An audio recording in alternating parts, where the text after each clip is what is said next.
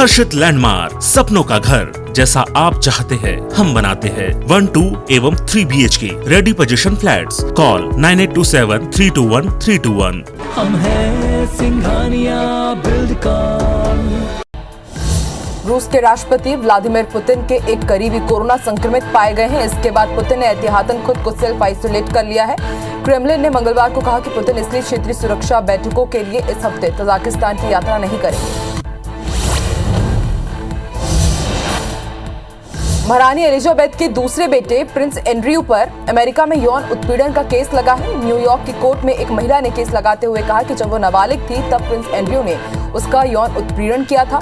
इस गंभीर आरोप के बाद प्रिंस ने भी उसके खिलाफ केस लड़ने की तैयारी शुरू कर दी है। वहीं प्रिंस एंड्रयू ने आरोपों को बेबुनियाद बताया है।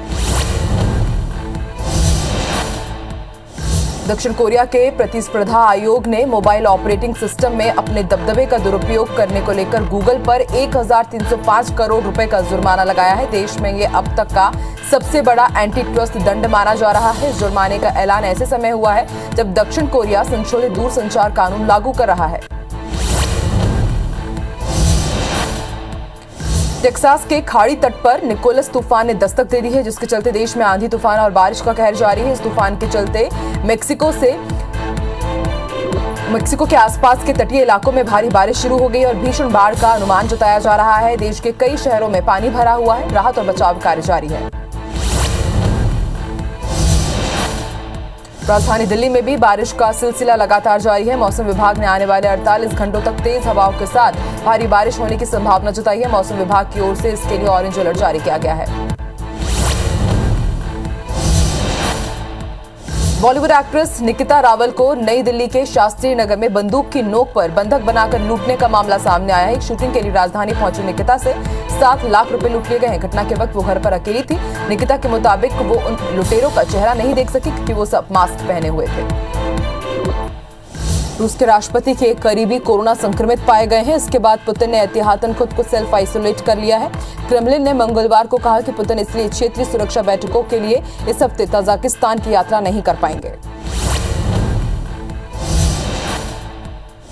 महारानी एलिजाबेथ के दूसरे बेटे प्रिंस एंड्रयू पर अमेरिका में यौन उत्पीड़न का केस लगा है। न्यूयॉर्क की कोर्ट में एक महिला ने केस लगाते हुए कहा कि जब वो नाबालिग थी तब प्रिंस एंड्रयू ने उसका यौन उत्पीड़न किया था। इस गंभीर आरोप के बाद प्रिंस ने भी उसके खिलाफ अब केस लड़ने की तैयारी शुरू कर दी है और आरोपों को बेबुनियाद बताया है। दक्षिण कोरिया के प्रतिस्पर्धा आयोग ने मोबाइल ऑपरेटिंग सिस्टम में अपने दबदबे का दुरुपयोग करने के लिए लेकर गूगल पर 1305 करोड़ रुपए का जुर्माना लगाया है। देश में यह अब तक का सबसे बड़ा एंटी ट्रस्ट दंड माना जा रहा है। जुर्माने का ऐलान ऐसे समय में हुआ है जब दक्षिण कोरिया संशोधित दूरसंचार कानून लागू कर रहा है। JEE मेंस रिजल्ट कल घोषित कर दिया गया है, जिसमें 44 उम्मीदवारों ने 100 परसेंटाइल हासिल किए हैं तो वहीं 18 को फर्स्ट रैंक मिली है। रिजल्ट को नेशनल टेस्टिंग एजेंसी की आधिकारिक वेबसाइट ntresults.nit.in पर देखा जा सकता है। दिल्ली पुलिस की स्पेशल सेल ने बड़ी कामयाबी हासिल करते हुए 6 आतंकियों को गिरफ्तार किया है। इनमें से 2 आतंकी हाल ही में पाकिस्तान से ट्रेनिंग लेकर लौटे। ये आतंकी दिल्ली, महाराष्ट्र और यूपी को दहलाने की साजिश रच रहे थे। आतंकियों के इस मॉड्यूल का पर्दाफाश होने के साथ ही पाक खुफिया एजेंसी ISI और अंडरवर्ल्ड की साठगांठ भी सामने आया है। 4 आतंकी पुलिस हिरासत में हैं, वहीं 2 को आज कोर्ट में पेश किया जाएगा।